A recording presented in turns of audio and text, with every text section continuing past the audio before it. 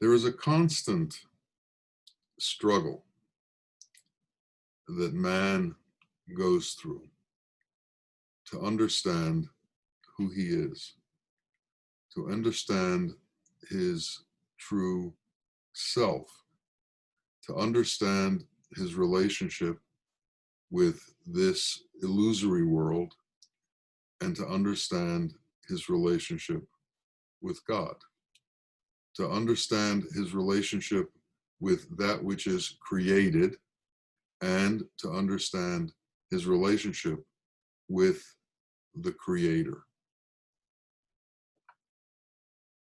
All of this revolves around the concept of I. And as we understand more and more the concept of I, we understand more and more about our relationship with all of the things I just mentioned.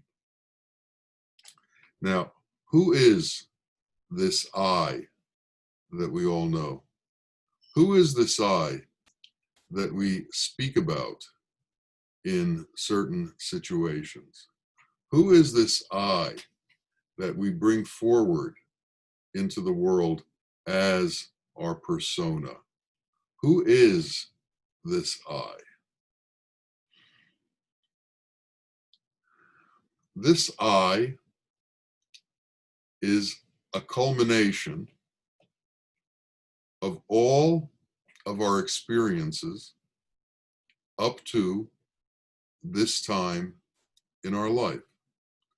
It's a culmination of being brought into the world and spending time with our parents, spending time in our culture, spending time with our friends, spending time in school, spending time with teachers, spending time with contemporaries. And as we grow up, we spend time in the business world or the working world, and we gather more and more information about who this I is. And we define this I for ourselves and for everyone else. We may tell people, I am my profession. I am my degrees.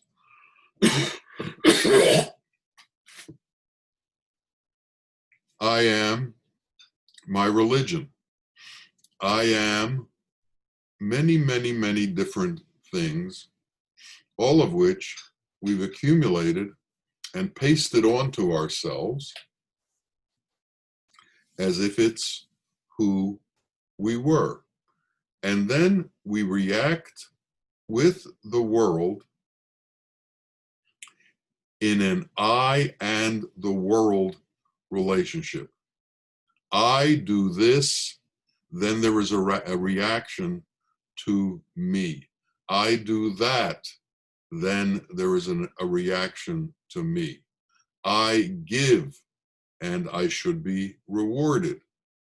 If I don't give, maybe I've done something wrong. We look at ourselves from the position of I, and I rotates within the world. We're almost like our own Earth, rotating around the world and interacting with everything in the world. When we see things from this point of view, then we believe that we are punished for what we do wrong, and we are rewarded for what we do right. Everything is related to this I. But in reality, this I isn't real. This I is something that we have made up that we carry inside our head and that we believe in very strongly. And we can't imagine ourselves walking around without this I. We can't imagine ourselves walking around without this definition of ourselves. We can't imagine ourselves being without all of these definitions that we've given to us. We can't imagine being without our religion. We can't imagine being without our titles. We can't imagine being without any of these things that we've accumulated to formulate this I that we proudly parade through this earth. Allah, in that instance, is separate from us. We pray to Him. We ask Him. We are obedient to Him. We try and follow what He wants us to do. But to truly understand who we are and to truly understand our relationship with God, this I has to disappear. This I has to stop being in existence.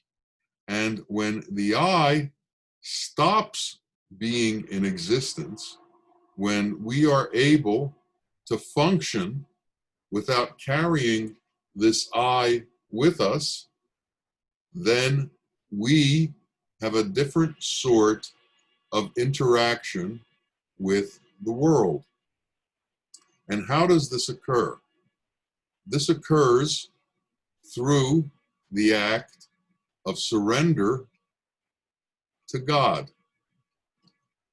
As long as we maintain the I, as long as we maintain the importance of the I in our life, as long as we consider ourselves separate from everything else, unique and individual, we are caught in the world of I and you and me and mine.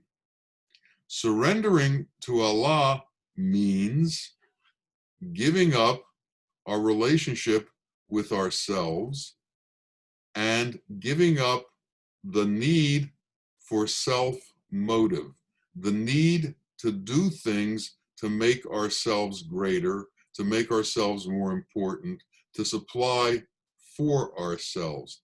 In the world of I, there is always the fear that I will not have enough, that I cannot get enough, that there is a vastness that I have to fill, I have to accumulate so that the I can be protected. As we move away from the I and we surrender to that one who can do all, to that one who knows all, and that one who is constantly giving on behalf of all of us, the fear that the I has begins to disappear and is replaced by the understanding of the all-encompassing, all-knowing Allah, the one who has everything and never runs out of anything, the one who cannot be diminished no matter how much He gives. Now imagine if we understood when we give something that it isn't us that's giving, it's God that's giving, and He's using us to do that giving. All of a sudden, there's a different relationship between ourselves, the one that we're giving to, and Allah. The relationship is that we understand Allah is the creator, Allah is the sustainer, Allah is the one who alone gives, and we are in that flow. For instance, if a river or a creek is running near your house and you want to get some water off that, you may dig a ditch from that creek towards your house, and then water will flow in front of your house. Did you create the water? Did you make the water come? But now you have access to the water because you created a ditch that comes to your house. In the same way, when you make a gift to someone, when you help someone, you've taken from the flow of grace, from the flow of multitude, from the flow of Allah's gifts, and opened up a channel towards somebody else. So there's no question of reward and there's no question of punishment. What there is that now you have a relationship with the Creator, and that relationship should be soothing you and encouraging you and making you understand how close you are to the Creator, that He has allowed you to be involved with His generosity, that He has allowed you to be involved with His giving. So there's no longer a separation. There's no longer a me and you. There's no longer an I. There's just the relationship of surrender with your Creator that allows you to do His work. When that relationship between you and the Creator exists, where you have surrendered to the Creator, things begin to change around you. Because Allah does not allow harm to come to those who are close to Him, just as harm cannot come to Him. One time, Nasruddin, who was very generous and used to invite people over for food at his house all the time, told his wife he had 15 people coming and she should prepare something for them. And she told him, we're out of things. We're out of money. Whatever you had is gone. You need to figure something else out. So he thought and thought, and he lived near the king, whose name was Tamerlane. And he thought, if I bring him a present, maybe something good will come of it. And he thought what he had, and he really didn't have anything, but he had a couple of plum trees that were just ripe, and they were at the peak of their flavor. So he gathered them all together and put them on a big plate and brought them over to the king. Now, Nasruddin was known as a man of good humor, as a man of generosity, and as a man with some wisdom. So the king invited him in, and he said, what do you have? And he said, I brought you plums. So the king sat down with Nasruddin, and they ate plums together, and Nasruddin told him jokes. And the king said to Nasruddin, I'm very grateful for your visit. You've elevated my mood, and these were wonderful plums. So I have to give you something in return. So he gave him a plate full of gold. Nasruddin went home and said, here, wife, here's the money in order to be able to serve our guests. And this went on and on and on until he ran out of money again. And he said, what do I do this time? He said, well, the only thing I have now are beets. And so he went out to the garden and dug up the beets and put them in a plate. And his wife said to him, Nasruddin, you're being foolish. You can't eat beets. They're not sweet, and they're not going to get a very good reaction. So he thought, well, maybe I should go to the market and see if I can trade these beets for something sweet. So he went to the market and he found a fig seller. And he said, can I trade you these beets for the figs? And the fig seller was thinking, aha, finally I have an opportunity to get rid of these figs that are just about rotten. And he filled his plate with these figs that he was going to throw away tomorrow. And Nasruddin gave him the beets. So Nasruddin was now happy. He had something sweet to bring to the king, and he brought his plate of figs. And he was allowed right in, and the king welcomed him. And the king was in a foul mood that day. And he was thinking, Nasruddin maybe will take me out of my mood. And they sat down to eat the figs. And the king took a bite, and the figs were rotten. And he said, and he spit it out.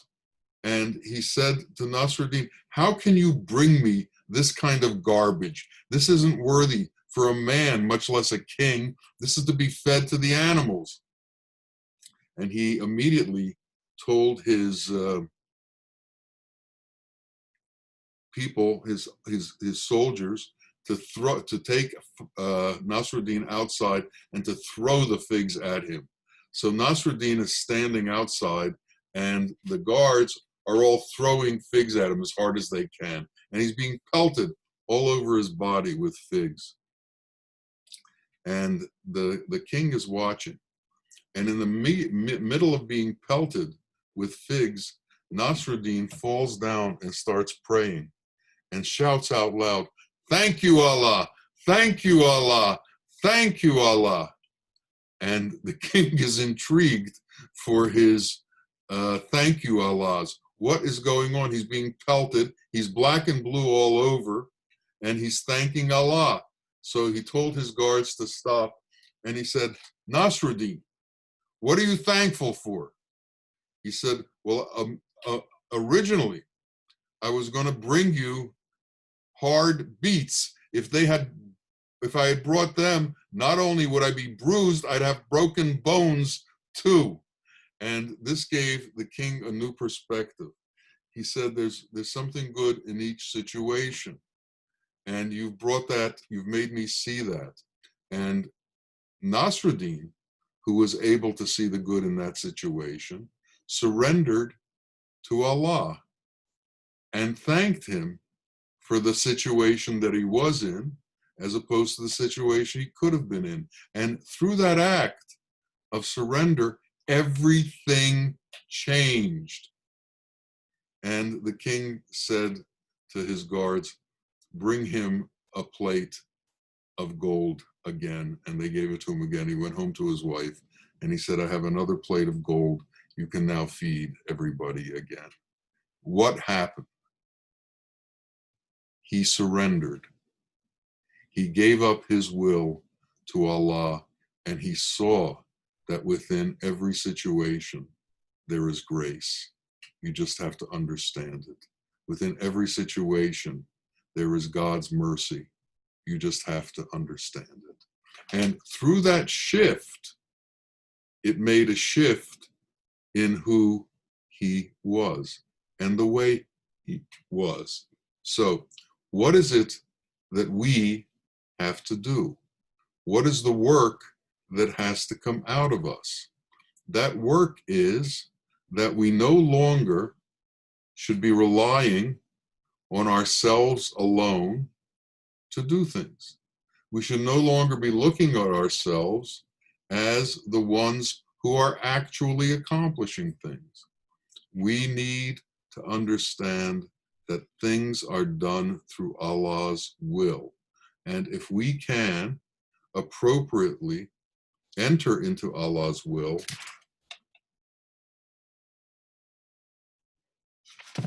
through surrender, it will change the dynamic of the situation and it will change what appears to be going on.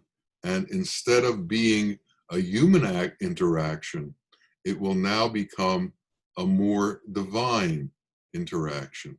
And divine interactions are at a different state of consciousness than the lower interactions. And if we can move ourselves to that higher state of consciousness, we will change the nature of our existence. People talk about horoscopes and their future and who they are and what's going to happen to them and how can they change their future? How can they change who they are? And the answer to that has to do with your consciousness. As you change your consciousness, you change who you are. If you are at an animal consciousness, you will do things in an animal way, and you will get animal reactions to what you do. You're going to be involved in the animal process that goes on in this world. And how do the animals live? They eat each other. And if you remain with an animal consciousness, even though you look like a human being, you will be entering into the phase of man eating man, which goes on all the time. But if we can alter our consciousness to go to the higher levels of consciousness, to go to reason, and then to go to wisdom, and then to go to the more divine levels of wisdom, it means that we have intended to be closer to Allah. And with that intention, from our midst rises up the requisite wisdom to match our intention. So each of us should be very aware that as we frame our intention, as we frame our desire, the requisite wisdom will come from within us to match that intention. So if you have divine intention, you will have divine wisdom. It will come to you. Everything is in you, including all of the levels of consciousness. The question is, what is your intention as to what parts of you are you going to use? If your intention is to accumulate the world, you will be given the animal wisdom that's capable of accumulating the world. If your intention is to surrender to God, you will bring up from within you the requisite divine wisdom that will allow you to understand what that surrender to Allah means and how to give up the I so that that surrender can occur. We all need to understand that what stands between ourselves and divinity is ourselves. We are what's in the way. We are what stops us from knowing the truth. We are what keeps us from having a true relationship with our Creator. And as we can let go of this I that we have created, as we can strip it and stop its influence on us, we can become closer to truth. We can become closer to justice. We can become closer to the qualities of Allah. But we have to give up this I. And unfortunately, many of us are incredibly enamored with this I. We love this I. This I is the center of all of our attention. And until we break that connection, we remain in the lower levels of consciousness. And if we want to break through the lower levels of consciousness, we have to break the connection to the I. And as that connection breaks, and it breaks through surrendering to Allah, the requisite wisdom rises within us, and we become someone who does the work of Allah. My Sheikh, Muhammad Rahim Bawa Muhaiyaddeen, would sometimes say when he was about to give a talk, or when he was not feeling well, he would say, as long as Allah needs a microphone, I'll be here. And that was the point. He wasn't giving a teaching for himself. He was giving a teaching for Allah. He was trying to bring all of us to that state where we were integrated with our Creator, where we could become, where we could begin to know our Creator. So the Sheikh sets an example of what happens when this I is gone, when this personality is gone, when self-motive is gone, when the needs of the I are gone.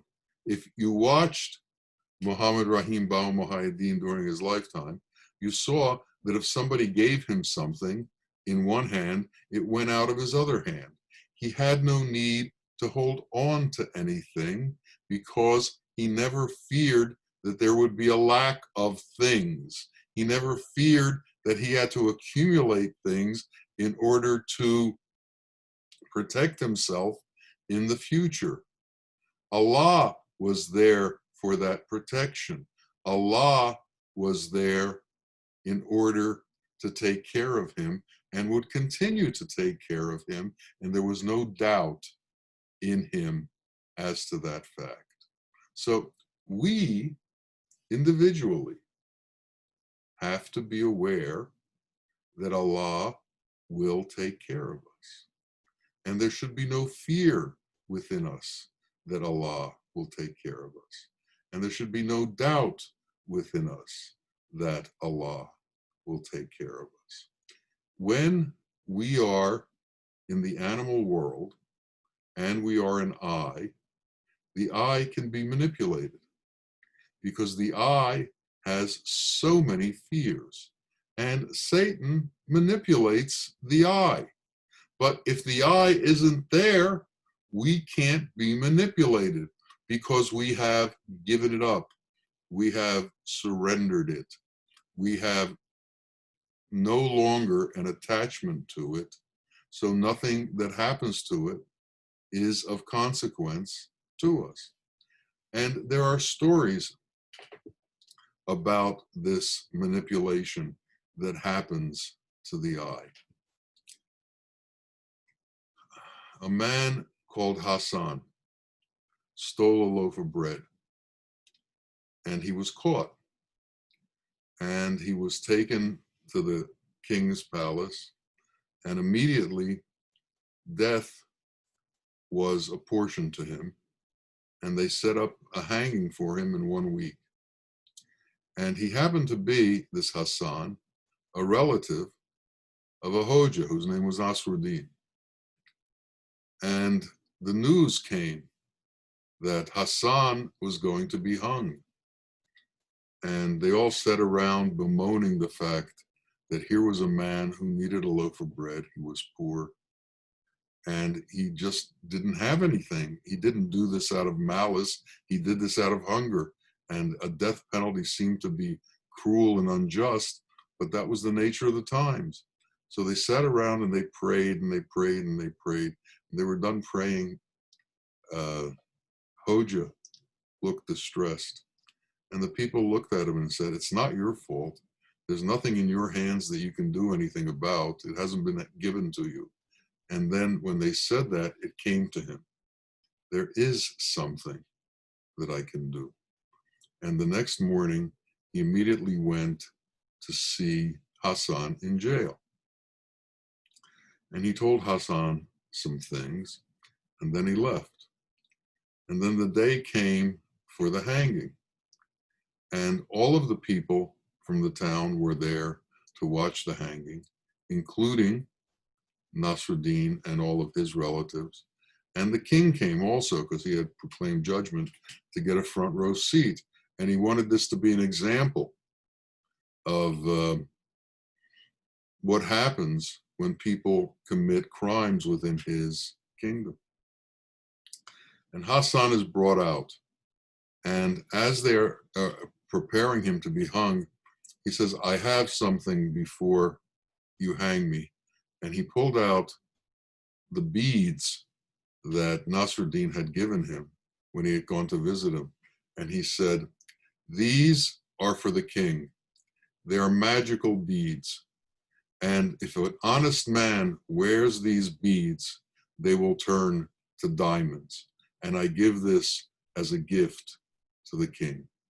Now the king, who understands who he is and understands the nature of the things that he's done and understands how many people he's killed unjustly, is afraid to take these beads because they're not going to turn into diamonds because he's been unjust his whole life.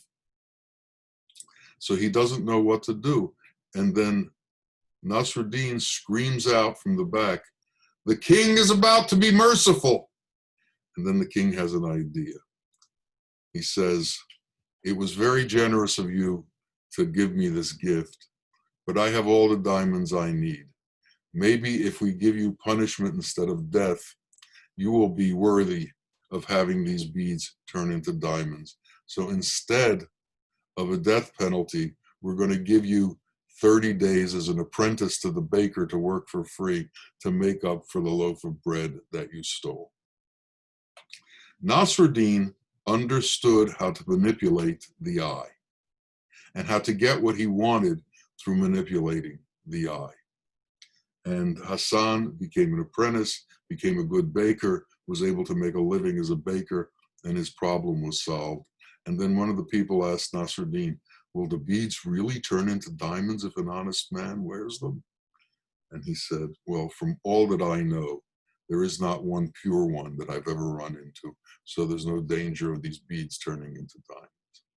The point is that each of us has weak spots. We don't want to be discovered as the things that we can't do and the things that we're unable to do. And if this I exists, we are capable of being manipulated by Satan, by our friends, by evil ones, by all kinds of people. So as we rid ourselves of this I and this need to protect the I, the ability to be manipulated disappears, fades away from us. And the whole world is a history of various manipulations, various things that people have done unto other things, or various things that people have given up because of a fear of being found out as to who or what they were. Fear is at the core of many of the things that drive us in this world. And if we can be rid of fear, we can travel through this world at a much easier pace. We can travel through this world doing things in a way that we can't do when we are afraid. Fear is not one of God's qualities. Fear is one of the tools that Satan uses in order to manipulate man. But if we're not afraid of Satan, if we're not afraid of the things he tells us, if our faith is strong enough in our Creator, if our faith is powerful enough in our God, if our faith allows us to have the certitude to surrender to him, we will become different people. And we will move up the ladder of consciousness, and we will change. We will change from animal to divine. And this is the path that we've gone on. This is the path that we are on. This is why we meet.